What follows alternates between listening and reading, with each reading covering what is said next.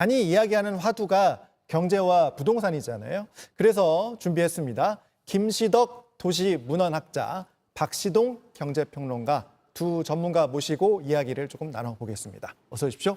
안녕하세요. 네. 자, 본격적인 이야기 앞서서 소장님이 네. 삼선 그 시의원 출신이시잖아요. 네. 그래서 선거날 요 시간쯤 되면 후보들의 마음은 좀 어떻습니까? 시험을 보고 이제 결과를 기다리는 수험생 마음과 똑같다 이렇게 보시면 되고요. 예. 보통 뭐 하고 있나 생각해 보시면 이제 두 가지로 갈리는데요. 예. 하나는 이제 극단적으로 초조해 하시는 분들이 예. 계시고요. 한 분은 아예 내 할 일은 다 했으니까 나머지는 이제 진인사 대 천명이다. 이렇게 이제 의연하게 결과를 기다리는 이런 마음가짐이 두 가지로 좀 나눠진다 이렇게 볼 수가 있고요. 근데 이제 사실 오늘까지는 투표 동료 활동이 가능하거든요. 그래서 이제 대부분의 후보들은 본인은 좀 차분하게 있습니다만 캠프가 투표 동료 활동을 잘 하고 있는지 또 마지막까지 최선을 다해라 이렇게 해서 이제 사실은 투표 동료 활동에 더 열심히 하면서 아직 끝난 게 아니라서들 다들 초조하게 할 일들 아마 하고 있을 거라고 생각하고 있습니다. 소장님 오늘 표정은 좀 밝으신 것 같고요. 알겠습니다. 자, 이 지방선거 화두 결국 경제라고 말씀을 드렸는데 지금 우리 국민들이 가장 많이 관심을 갖고 있는 경제 지표는 뭐라고 좀 보고 계세요? 일단은 국민들이 힘들어하고 있는 쪽이 아마 제일 그래도 관심이 많으실 걸로 보이는데요. 예. 한 세 가지 정도로 뽑아볼 수가 있겠습니다. 하나는 일단 물가고요. 두 번째는 이제 실업과 고용 문제, 세 번째는 실질 소득 문제가 아닐까 싶은데요. 특히 이제 소비자 물가가 최근 2년 2개월 만에 큰 폭으로 올라서요. 지금 3.1%, 3%대를 기록했는데 이게 2024년 3월 이후에 최대치로 지금 오른 상황이거든요. 구체적으로 살펴보면은 중동발 불안으로 인한 유가 상승 영향이 좀 컸는데요. 특히 이제 석유 제품 물가가 24% 오르면서 전체 물가의 약 1%의 견인 효과를 내면서 물가가 크게 올랐거든요. 이제 서민들 입장에서는 큰 물가, 소득은 늘지 않는데 물가가 올라간다. 당연히 이제 부담스럽고 걱정되는 지표다 이렇게 말씀드릴 수가 있겠고요. 예. 두 번째가 이제 실업과 고용인데 전체적으로 이제 사실은 일자리가 풍부하고 원하는 일자리에서 충분히 이제 일을 할 수가 있어야 소득으로 이어져서 생활에 안정을 주는 거 아니겠습니까? 그런 측면에서 이제 서민분들이 이제 실업과 고용에 관심이 많으신데 고용 지표를 전체적으로 보면은 좀 견조한 상황이에요. 그런데 이제 세부적으로 들어가 봤을 때 청년층 고용이 지금 계속 마이너스 상황이거든요. 지금 거의 22개월째 마이너스입니다. 그래서 한 집안에 우리 아들, 딸들, 우리 청년들의 실업이 상당히 좀 부진하기 때문에 아마 고민이 많으실 것 같고 이번 지방선거 관련해서 연결되는 공약이 없을까 이런 부분도 좀 관심이 많으실 걸로 보이고요. 세 번째가 일단 실질 소득인데요. 국민들이 이제 실질 소득, 내 주머니가 일단 두둑해져야 될 거 아니겠습니까? 그런데 GDP 자체는 굉장히 좋아요. 지금 우리나라가 수출도 잘 되고 있고 경제 성장률도 지난달에 이제 한국은행 통계에 따르면 연간 통계를 지금 2.0으로 우리가 GDP를 예상했는데 그걸 이제 2.6으로 상향할 정도로 국가 GDP 자체는 좋을 걸로 보이는데 문제는 양극화거든요. 그래서 실질적으로 그 국가 경제 성장의 온기가 널리 퍼지면서 내 주머니까지 좀 두둑해졌으면 좋겠다. 이 부분이 아마 이번에 선거 앞두고 민생 관련해서 주로 보고 계시는 지표가 아닐까 싶습니다. 예. 네, 소장님께서 여러 물가 지표, 이런 지표 이야기해 주셨는데 박사님, 그렇다면 서울에서는 이 민심을 가르는 지표가 정말 부동산 정책이다라고 할 정도로 이 부동산에 관심이 많습니다. 이 두 후보 여러 정책을 냈지만 가장 주의 깊게 봐야 되는 쟁점은 뭐라고 보십니까? 꼭 서울만이 아니라 서울, 경기, 인천이 한 덩어리로 그렇죠. 돌아가기 때문에 예, 수도권에 대해서 말씀을 드리면은 저는 그간 2주간 전국을 다니면서 각종 특히 플랜카드 걸린 문구들을 많이 봤는데 네. 크게 둘로 나뉘어요. 하나는 인구 증가를 촉진할 수 있는 대규모 택지 개발이냐, 이나 재건축 재개발을 강조하느냐, 또는 그렇게 대규모 인구가 유입되는 것보다는 살기 좋게 아기자기하게 도시를 만드는 쪽을 강조하느냐 문제. 네.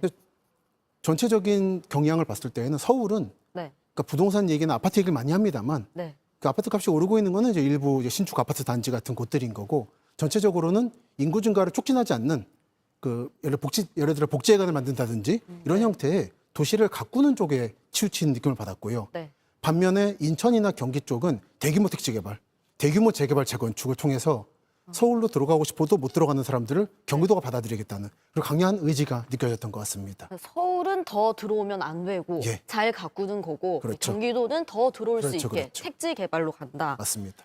네, 그렇다면 다음은 주식 이야기를 안 할 그러니까 수가 주식 얘기를 해야 없는데요. 되는데 이 지금 이제 지방선거 앞두고 있는 상황에서 코스피 지수가 계속 이제 올라가는 흐름을 보였기 때문에 네. 이 부분에서도 많은 관심들이 모아졌던 상황입니다. 과연 만에 갈 수 있을 것인가? 네. 어떻게 보십니까? 일단 어저께 종가로 8,801로 마감을 하면서 또 사상 최고치로 마감을 했거든요. 그리고 장중에는 8,900선을 넘어갔다 왔습니다. 그러니까 사실상 9,000P는 이제 그냥 코앞에 와 있다 이렇게 보시면 되고 여기서 10%만 올라도 이제 만 P이기 때문에 사실상 만 P는 상반기에 도달할 수 있지 않을까라고 전망할 정도로 이제 코스피가 만 P 시대를 본격적으로 앞두고 있다 이렇게 말씀을 드릴 수가 있겠습니다. 그러다 보니까 우리 시장의 규모 뭐 이런 것들에 대한 성장세에 다시 한번 우리가 주목을 하고 있는데요. 코스피 시총이 7,000조가 넘었습니다. 그리고 시총 규모로 하면은 세계 6위권으로 우리가 올라섰어요. 작년에 아마 12위, 3위 정도를 했는데 1년여 만에 무려 6위까지 우리 시장이 양적 성장을 했다 이렇게 볼 수가 있겠고요. 뭐니 해도 우리 코스피 성장은 반도체 호황 때문인데요. 특히 반도체 원투펀치라고 할 수 있는 삼성전자와 SK하이닉스의 비약적인 이익 증가 그로 인한 주가 상승이 코스피까지 끌어올렸다 이렇게 볼 수가 있는데 삼성전자 같은 경우에는 어제 36만 원 선을 돌파했고요. 하이닉스도 232만 원 선을 돌파하면서 삼성전자는 시총 2,000조 원을 돌파해서 세계 시총 순위 10입니다. 탑 10. 대단한 거죠. SK도 12위, 13위권을 하면서 우리 이제 반도체 관련한 원투펀치 회사들이 정말로 이제 우리 수준이 아니라 글로벌리한 수준으로 올라갔고요. 그로 인한 코스피 상승 여전히 힘이 있다. 저 이렇게 보고 있습니다. 만피 시대 이야기해 주셨는데 사실 말씀하신 것처럼 반도체 대기업 위주로 지금 코스피를 끌고 가고 있다.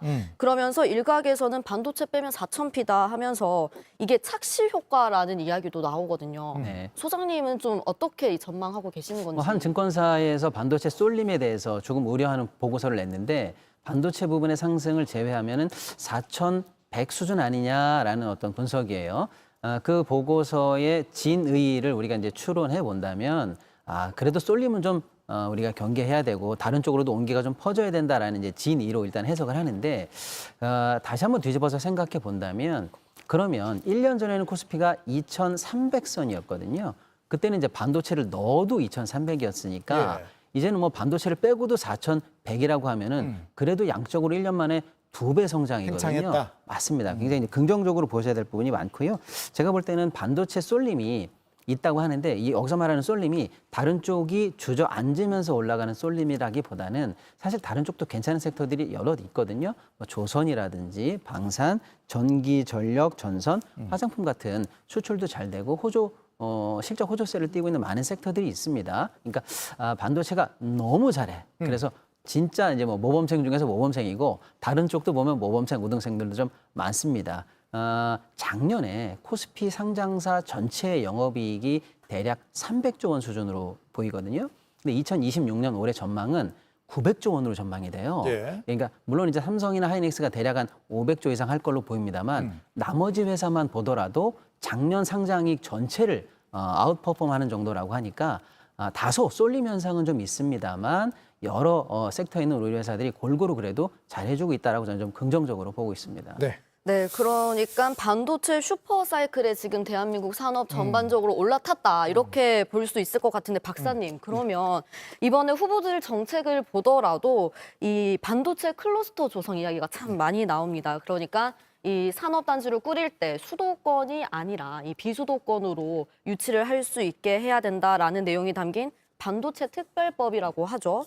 이게 굉장히 논란이 되고 있는데 지방 균형 발전에 어떤 영향을 좀 미친다고 보십니까? 반도체 공장이 워낙에 지금 경기 동남부부터 충남, 충북, 북부까지 강한 힘을 발휘하다 보니까 다른 지역도 굉장히 탐내하시는 건 사실입니다만 여기 오기까지 수십 년간 국가가 투자한 것들이 있거든요. 뭐 물, 전기 포함해서. 네. 그러니까 이거를 반도체 공장만 하나 덜렁 그 지역에 갖다 놓는다고 해서 그 지역이 수도권처럼 커질 것이냐 하는 거는 좀 현실적으로 보실 필요가 있다 생각을 하고요. 그리고 한 정당에서 주장하실 때 그 경기도 수도권과 비수도권을 공약을 맞추셔가지고 주장하시는 게 좋을 것 같다 생각은 이번에 하고 있습니다. 그러니까 이 공장만 온다고 해서 청년 일자리가 뭐 늘어서 뭐 인구가 늘어나고 이렇게 직결되는 건 아니라는 말씀이신 거죠? 그렇습니다. 이게 수십 년에 걸쳐서 만들어진 서울 강남부터 좀 청주, 천안까지 이르는 반도시 벨트가 있기 때문에 이 전체가 움직인다고 보셔야지 공장 하나가 덜렁 삼성이든 SK 하이닉스든 와서 만들어지는 건 아니다라고 보시는 게 좋을 것 같습니다. 네.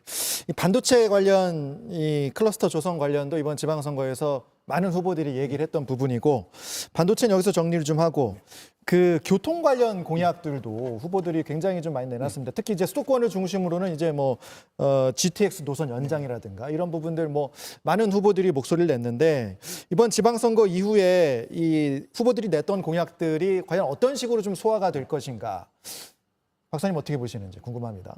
예, 지난 총선하고 이번 지선을 봤을 때 지난 총선은 주로 지하화였어요. 아, 뭐 올림픽대로 뭐 등등 강변북로 등등. 이번은 거기에 플러스 2개가 추가됐더라고요. 저는 이걸 교통 삼총사라고 부르고 싶은데 지하화, 연장, 그리고 급행. 근데 뭐 개별적 공약을 제가 말씀드리진 않겠습니다만 각각 수조에서 수십조의 금액이 필요한 주장들이어서 이것들이 과연 현실적인 것인가에 대해서는 유권자분들께서 마지막까지 좀 냉정하게 보실 필요가 있겠다. 그러니까 정치인이나 행정가분들이 던지신다고 만들어지는 게 아니거든요. 그리고 기존에 나왔던 것들을 반복하는 경우도 있고 이런 것들을 좀 신중하게 보시면 좋겠어요.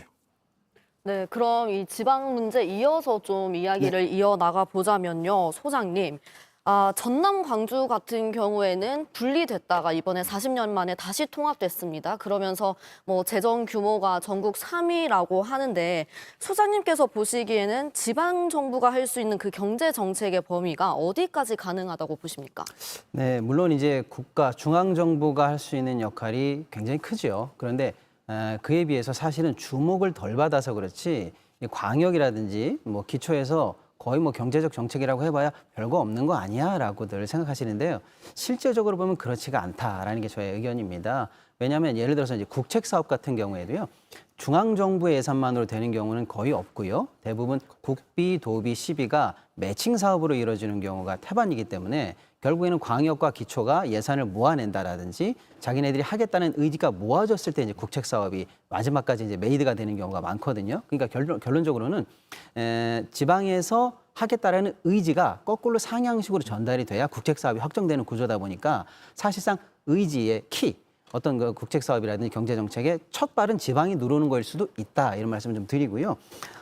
큰 규모의 뭐 공항을 짓는다라든지 국책 철도를 놓는다라든지 큰 고속도로를 놓는 경우에는 중앙 정부가 하겠습니다만은 기초에서도요. 그러니까 광역이나 기초 정부에서도 연구원을 두고 있다라든지 각 공사를 두고 있는 경우도 많아요. 그러니까 자체적인 주거 사업도 할 수 있고요. 특히 이제 지역 공사 발주라든지 지역 기업 지원이라든지 지역 일자리 창출 같은 사업들은 상당히 많이 할 수가 있습니다. 그래서 이번 선거에 나오시는 여러 이 후보들의 이 지역 관련한 경제 공약들이 별로 힘이 있겠어라고 보시기보다는 이거 어쩌면 될 수도 있겠네. 우리 지역의 밀착형 공약이네 이렇게 좀 관심을 가지시고 실제로 현실화될 수 있다. 어쩌면 이게 지역 발전의 첫 키일 수도 있다라는 생각으로 좀 적극적으로 아마 비교를 해보시고 판단해 보시는 것도 전 의미 있을 거라고 생각하고 있습니다. 자, 박사님께 이 질문은 꼭 이제 드려야 되니까 이걸 좀 마지막으로 여쭤볼게요.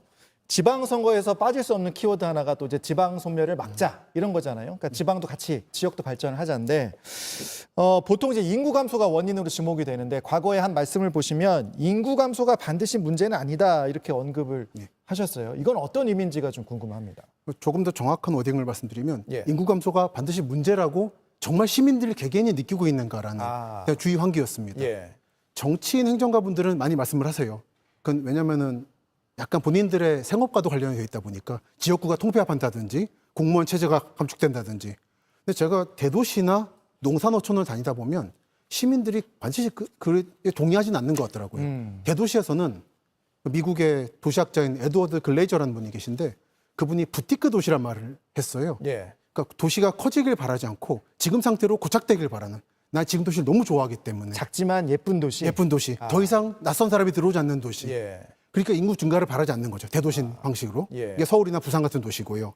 농산어촌은 말단에서 예를 들어 실제로 기농기촌을 하고 싶어 하실 때 그걸 거부하는 그러니까 법 외적인 장치가 너무나도 많습니다. 뭐 100년을 거주해야 주민들을 인정해 준다든지 이런 걸 실제로 바라지 않는 것 같아요.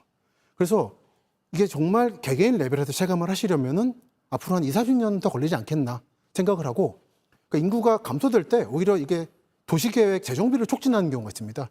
인구가 는다는 전제로 자꾸 외곽의 신도시를 만드는 것보다는 인구가 주니까 압축시키자. 거점으로. 컴팩트 시티화를 촉진할 수도 있기 때문에 오히려 이게 알뜰한 행정을 촉발할 수 있다. 그래서 이번 선거를 다니면서도 3가지 정도의 묻지마 개발 공약들이 있었는데요. 하나는 묻지마 교통 확충, 또는 묻지마 산당 건설, 그리고 묻지마 신도시 개발. 네. 이 3가지를 최대한 억제하시고 모은다. 읍면 단위로. 그럼 이것이 인구 감소가 오히려 미래를 만들 수도 있다는 게 될 것 같습니다. 네. 알겠습니다. 오늘 많은 얘기 나눈 것들이 지방선거 이후에 좀 많이 이제 활성화돼서 또 좋은 방향으로 지역 발전이 이루어졌으면 좋겠습니다. 지금까지 김시덕 도시문헌학자, 박시동 경제평론가 두 분과 함께했습니다. 고맙습니다. 감사합니다. 네, 가치 여는 가치